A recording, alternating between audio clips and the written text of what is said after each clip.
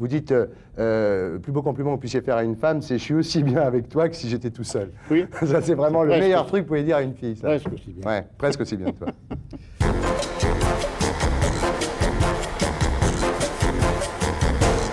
Je reçois maintenant Jean-Yann pour la parution au Cherche Midi de ses pensées, répliques, textes et anecdotes, et chez Plomb, des sketchs joués et non joués, à jouer ou injouables.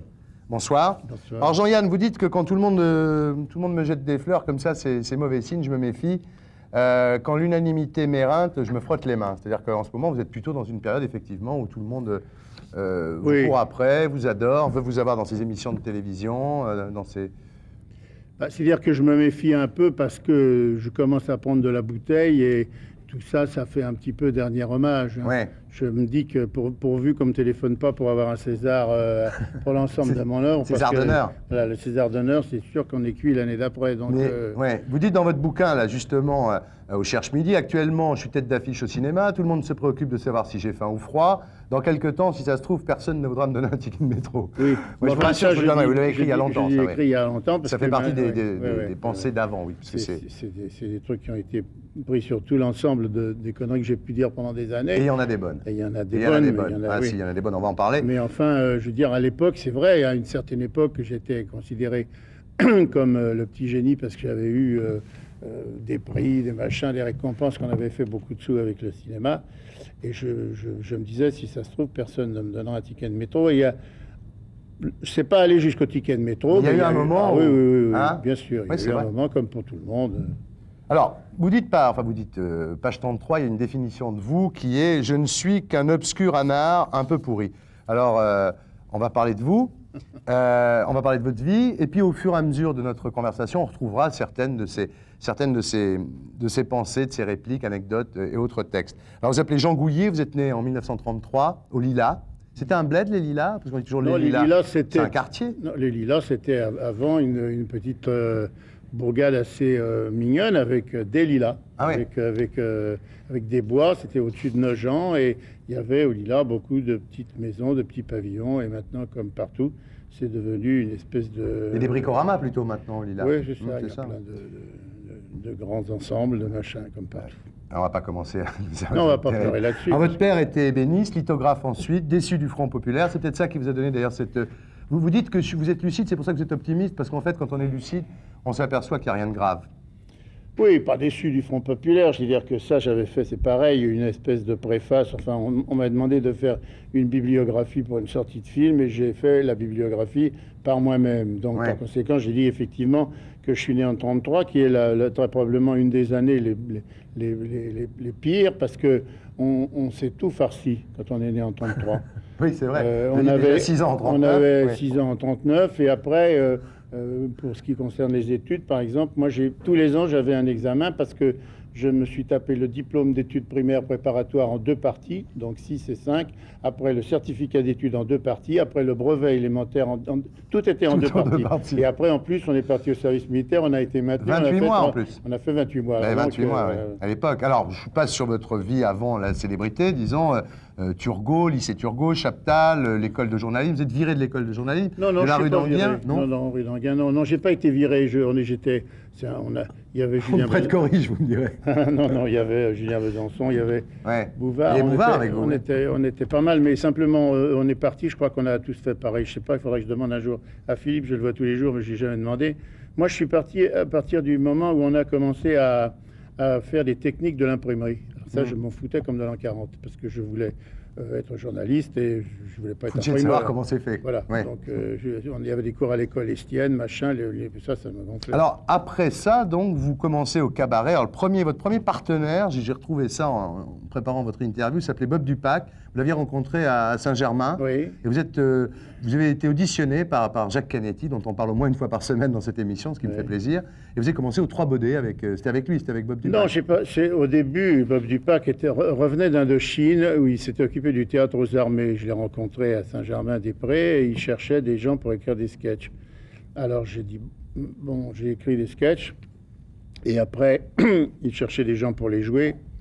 Et puis un jour, il y a un des acteurs qui a fait défaut, donc je l'ai remplacé, et Dupac m'a dit, faut que tu les joues parce que c'est bien. Et la première chose qu'on a fait, c'était un spectacle à l'Académie des Vins, qui était une boîte de la rue de Rivoli. Et on avait... Mais ça marchait pas parce qu'on ne pouvait pas garer sa bagnole rue de Rivoli. Non, c'est pas ça, c'est qu'on avait passé un accord avec les gens qui venaient avec des cars et on faisait un spectacle qui n'avait pas de début et pas de fin. Parce que les touristes rentraient en plein spectacle. Il y avait une sonnette et 2 étages. Quand on sonnait, on se mettait à jouer. Et puis après, l'organisateur disait, bon, il faut aller au Lido maintenant. Alors tout le monde sortait et nous, on s'arrêtait. On faisait 5-6 fois ça.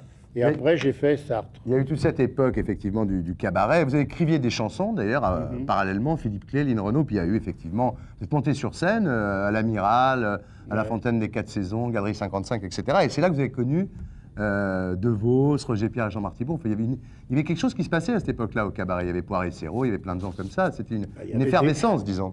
Non, il y avait des cabarets, c'est-à-dire déjà. C'était pas longtemps après la guerre. Donc, pas longtemps après la guerre, les gens voulaient rigoler. Oui. Donc, il y avait Oui, c'est à cause de ça. Il y avait beaucoup de cabarets. Et en plus, il y avait l'habitude de sortir. C'était pas très cher, le cabaret. Les gens allaient boire une bouteille le soir en écoutant des rigolos. Alors que maintenant, il reste que très peu d'endroits. Mais c'est dommage quand on voit des comiques qu'on puisse pas boire un coup, d'ailleurs, c'est vrai. Oui, c'est vrai. Ouais. Alors avant, bon, à l'Amiral, c'était un cabaret, les gens buvaient, la Galerie 55, on buvait, l'échelle de Jacob, on buvait. On a parlé ici avec Serrault, moi j'aime bien cette époque. Oui. Alors en 58, vous faites votre premier disque avec Eddie Barclay. En 61, vous entrez à Europe 1, Europe numéro 1 à l'époque, avec Gérard Cyr. Là, vous faites cette émission, moi qui m'a profondément marqué, dont on parlait tout à l'heure, 1 égale 3, avec Martin. Il y a des sketchs dans le bouquin qui est chez Plon, les sketchs joués, non joués, injouables. Il y a les fameux sketchs de l'époque, c'est-à-dire le permis de conduire, les embarras de la circulation en Europe, je ne sais pas comment ils s'appellent, mais enfin, c'est des grands classiques maintenant, c'est avec Laurence Riesner et tout ça, c'est des grands classiques. Vous avez été, comme on l'a dit tout à l'heure, embêté pour le sketch sur Napoléon en short, on en a parlé. Et vous commencez, entre-temps, vous commencez le cinéma, premier film, La vie à l'envers de Gessua. Hein, c'est en quelle année, ça? Je sais plus, enfin, 63, 64 Oui, quelque chose comme ça. Gessua est venu à la Galerie 55 où je passais en faisant un monologue et il m'a demandé de faire le film. 65, vous rencontrez Chabrol, vous avez fait avec lui quand même 3 grands films qui resteront dans l'histoire du cinéma. Il y a La ligne de démarcation, Le boucher, Que la bête meurt. En 67, Week-end avec Godard, mine de rien. Hein. Et alors, c'est là que ça se gâte. Ouais. C'est là que ça se gâte parce que tout le monde me dit que vous avez joué des navets, puis après vous avez rencontré Godard et c'est le contraire. J'ai d'abord rencontré ceux-là et après j'ai fait des nanas. Bien sûr. Alors, en 68, alors si j'ai vu ça dans votre bouquin, il y a toutes vos phrases, toutes vos saillies, disons, et il est interdit d'interdire, page 90. C'est vous qui l'avez trouvé, il est interdit d'interdire? Oui, il est interdit d'interdire, c'est une chose qu'on revendique. Je vous dirais très très honnêtement que je ne sais plus, mais enfin lui dit que c'est moi, je ne sais plus comment c'est né, si c'est Prévost ou moi, mais en tout cas... En tout cas, c'est pas né à la Sorbonne. Ah non, c'est pas né à la Sorbonne. C'est vachement important, ça. Moi, j'étais persuadé que c'était c'est pas né à la Sorbonne, on a dit ça le matin, le dimanche matin, on faisait une émission à RTL, et on a dit plusieurs phrases. On a dit d'abord, il est interdit d'interdire, mais on parlait, comme on parle là, donc par conséquent, c'est venu dans la conversation, ça n'a pas été écrit volontairement. On a dit aussi, je suis ici par la volonté du peuple et je n'en sortirai que quand on m'aura rendu mon imperméable. Ça, c'est un truc qui a marqué aussi. Vous êtes un vanneur, vous êtes un vaniste? Je suis, plagiste, léniniste de tous les pays, unissez-vous, mais ça, c'était pendant le Festival de Cannes. Je suis... et qu'est-ce qu'il y avait encore enfin, on en a dit plein, ils sont dans le bouquin. Alors, vous dites... dans ce bouquin, toujours, je ne sais pas à quelle époque vous l'avez écrit, mais peu importe, les hommes naissent libres et égaux en droit, après ils se démerdent. Oui, c'est vrai. Ouais, vrai. Ils naissent libres et égaux, mais après il faut qu'ils se démerdent. Et politiquement, vous dites, je suis yanniste de gauche, quoi. Est-ce que c'est un revenu de tout, ça Parce qu'on disait yanniste comme on disait poujadiste. Alors, évidemment, yanniste de gauche. Je n'allais pas dire que j'étais un poujadiste de gauche, donc par conséquent, ou un Le Pen. C'est comme anarchiste de droite. Voilà, c'est pareil. Alors, en 71, là, ça se gâte pas du tout, parce que ce film était absolument génial. Vous faites tout le monde, il est beau, tout le monde, il est gentil. Puis après, il y a toute la série, alors on ne va pas s'apesantir. Moi, il y en a vouloir des sous, les Chinois à Paris, Show Business. Et dans les années 80, dans le même esprit, 2 heures moins le quart avant Jésus-Christ, Liberté, Égalité, Choucroute, qui a été en 85 votre dernier film comme réalisateur. Ouais. Alors, comme producteur, vous avez eu des soucis, c'est le moins qu'on puisse en dire. Parce que vous dites, le lendemain des succès, mon producteur m'a appelé pour me faire d'affectueux reproches. Vous avez toujours eu des problèmes avec les impôts. Vous avez l'image pour les gens de quelqu'un. Alors, est-ce que vous avez mal suggéré vos affaires? Est-ce que vous n'avez pas payé vos impôts? Vous dites, d'ailleurs c'est très drôle, l'idéal serait de pouvoir déduire ses impôts de ses impôts. Oui, c'est-à-dire que le problème, c'est que pour faire... j'ai pas eu vraiment d'ennui avec les impôts. Les gens ont dit que j'étais parti aux États-Unis pour échapper à l'impôt. C'est pas le pays idéal, parce qu'en Amérique, on paie des impôts. Oui, on vous retrouve vite et on paye des impôts. C'est pas du tout une république bananière, mais simplement la difficulté, c'est ce que disent tous les gens, c'est d'avoir des impôts extrêmement lourds et d'être toujours obligé de faire une fuite en avant pour arriver à les payer. Le rat dans la roue. Voilà, donc on est obligé de continuer alors qu'on aurait envie de s'arrêter et les résultats seraient meilleurs parce qu'on aurait plus de temps pour préparer, pour écrire ou pour faire toutes ces choses-là. Vous avez plus que ne pas payer vos impôts, vous avez été victime du système qui vous obligeait à produire sans arrêt. Oui, on les paye, les impôts, toujours, tout le monde les paye. L'autre jour, je regardais, j'ai vu Galabru à la télévision, une dame lui disait, mais pourquoi vous continuez maintenant, pourquoi vous arrêtez pas? Il a dit, parce que je dois payer mes impôts, il faut que je en fasse encore une et une et une. Vous avez une phrase formidable, quand on vous dit, c'est page 35 du bouquin du Cherche-Midi, qu'est-ce que vous aimeriez laisser derrière vous? Vous répondez des dettes. Moi, oui, j'espère laisser des dettes, mais le problème, c'est que les dettes, en fait, on les demande à la famille, aux descendants. Ouais, on ne peut pas leur faire ça, non? On ne peut pas leur faire ça, mais si je pouvais, effectivement, je serais ravi de laisser des dettes à l'État. Ce qui est incroyable chez vous, c'est que parallèlement à tous ces films, dont certains ont été, enfin beaucoup ont été des succès et certains ont été excellents, en 72, alors là, carrière complètement différente, en 72, vous obteniez le prix d'interprétation à Cannes pour le film de Piala, Nous ne vieillirons pas ensemble. Alors quand vous parlez de ça, vous dites, vous avez une espèce de, je ne sais pas si c'est de la modestie ou si c'est de la... Vous dites, il suffisait, en fait, quand je tournais ce film, tout le monde a crié au génie en voyant votre interprétation, vous dites, ouais, il suffisait que je baisse les yeux pour avoir l'air triste. Moi, il suffit que je baisse les yeux pour avoir l'air triste. Oui. Et alors, je regardais mon texte sur les genoux, je marmonnais le texte que j'avais écrit sur les genoux, et tout le monde a crié au génie. Oui. C'est ce qu'on disait d'Adenauer, qui était un homme politique allemand, dont on disait qu'il souriait jamais, et donc c'était une chose très, très sérieuse. Il prenait son boulot à cœur. En fait, Adenauer avait eu les zygomatiques coupées par un éclat d'obus. J'ai jamais compris d'ailleurs comment un éclat d'obus peut couper les deux, mais enfin bon. Et il n'arrivait pas à sourire, il ne pouvait pas. Et moi, c'est la même chose. Les gens me disent souris, je ne sais pas si c'est à cause de la barbe ou à cause d'autre chose. Plus je souris, plus j'ai l'air triste. Ouais. Donc, en fait, dans les scènes dramatiques, il suffit effectivement de... Vous faites comme ça, vous avez l'air abattu, accablé. Oui, c'est vrai, vous avez toujours l'air... C'est vachement bien parce qu'on a toujours envie de vous consoler. On vous dit, vas-y, Jean, ça va. Y a pas... Et en fait, vous allez très bien, au fond. Dans la vie, moi, ça va très bien. Il faut avoir l'air triste ou avoir un chien pour que les gens disent, oh là là, la belle petite bête. Alors, à la fin des années 70, vous partez à Los Angeles en déclarant, si on fait de la porcelaine, on va à Limoges, et si on fait du nougat, on va monter Montélimar, ce qui est assez logique. Vous faites un petit crochet par New York, où vous retrouvez votre ami Jean-Pierre Rassam, qui produisait à l'époque Warhol, Morrissey, etc. Hein. Et alors, à Los Angeles, vous vous intéressez beaucoup aux jeux télé, aux séries télé. Vous êtes le premier à vous intéresser à la question pour un champion. Est-ce que vous ne croyez pas là que vous avez raté parce que vous avez tellement de possibilités, on peut même pas dire que vous avez raté, parce que vous avez fait l'acteur, vous avez fait de la radio, vous avez fait... et la télé, vous avez peut-être raté, parce que vous étiez là-bas avant tout le monde, et vous aurez été maintenant des gens qui font fortune en important des idées de d'émissions. Non, j'ai raté parce que personne n'en a voulu. Ouais. C'est-à-dire qu'on a ramené 84 jeux américains. L'idée, c'était qu'en arrivant là-bas, on n'avait pas les moyens d'acheter les jeux qui marchaient très bien.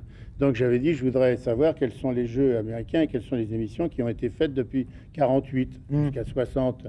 Alors, on m'a donné plein de trucs et j'ai ramené 84 jeux que j'ai proposés à la télévision. Enfin, à l'époque, il n'y avait qu'une seule télévision ici. Ouais. Et je me suis... on me les a filés dans le nez. On n'en a jamais voulu. Ils ont été achetés ensuite parce que c'est passé par Londres, par Grundy, qui les a vendus, mais nous, ils n'ont pas voulu. Voilà. Et le dernier truc que j'ai voulu faire, c'était le Jackie Gleason Show, qui était quand même un truc tout à fait étonnant, Jackie Gleason étant un des plus grands comiques, qui avait obtenu, avant sa mort, de faire the best of Jackie Gleason, c'est-à-dire qu'il a viré tout ce qui n'était pas bon, il n'a gardé que le meilleur. J'ai eu les droits de ce truc-là, je suis arrivé à Paris et je suis allé, il y a une dame... Personne n'a voulu. J'ai rencontré déjà 18 personnes à France 3. Il y a eu je ne sais pas combien de choses. Et puis, il y a une dame, une ineffable dame qui a dit, Madame Navesh, elle s'appelle, elle a dit, on ne peut pas prendre ce truc-là parce que c'est pas en couleur. Ouais. Alors évidemment, c'est sûr qu'on ne peut pas prendre La Rue vers l'or non plus et on ne peut pas prendre... Sauf à le coloriser. Non mais c'est vrai, on n'a plus le temps, mais c'est vrai que les films que vous faisiez à partir de Tout le monde il est beau, tout le monde il est gentil, ça aurait pu se traduire à un moment, ça aurait pu devenir de la télé, ce style de cinéma Je me demande si aujourd'hui il n'est pas plus adapté à la télé. C'est ce qu'a fait Lederman avec Les Inconnus, c'est ce qui a été fait avec Palace, c'est-à-dire que vous avez très bien pu soit rapporter des jeux, soit faire votre style de film au cinéma. Oui, mais tout le monde avait dit, moi je pensais très sincèrement, à un moment, je disais, oh là là, dans le temps, quand j'étais à la radio, je disais, s'il y avait des radios libres, j'adorerais m'occuper de ça. Puis après, j'ai dit, j'aimerais beaucoup m'occuper d'une chaîne de télévision. Puis à un moment, ça fatigue. On dit, oui, alors vous dites ça, vous dites, parce que vous avez eu une expérience à la télé avec Rira Rira Pas qui s'est pas très bien passé sur Antenne 2 en 90, et vous dites tout à fait ça, vous dites, je ne suis pas un battant, je suis pas tapis, quand c'est trop dur, je m'arrête. Oui, je m'arrête même avant que ça soit trop dur. Je m'arrête quand c'est un tout petit peu dur. Parce que c'est perdre beaucoup de temps d'être un battant. Si pendant des jours et des jours, il faut expliquer aux gens ce qu'on veut faire, on ne fait plus rien. Donc il faut passer à la chose. En fait, est-ce que votre grand plaisir, finalement, c'est pas d'être tout seul chez vous, en train de bouffer à poil dans votre cuisine et finalement tout ça vous gave quand même, non ? Pas à poil, parce que j'ai un perroquet qui vient sur mon épaule et ça me griffe. Mais autrement, c'est vrai, je suis bien, je suis tranquille quand je prépare mes petits... Il y a une phrase dans votre bouquin que j'adore, j'aimerais toutes les citer, mais vous dites plus beau compliment que vous puissiez faire à une femme, c'est « je suis aussi bien avec toi que si j'étais tout seul ». Oui. Ça, c'est vraiment le meilleur truc que vous pouvez dire à une fille. Ça. Presque aussi bien. Ouais, presque aussi bien que toi.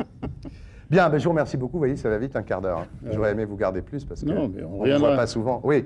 Et pour être sûr de ne rien rater de Inarditube, abonnez-vous et mettez un pouce bleu.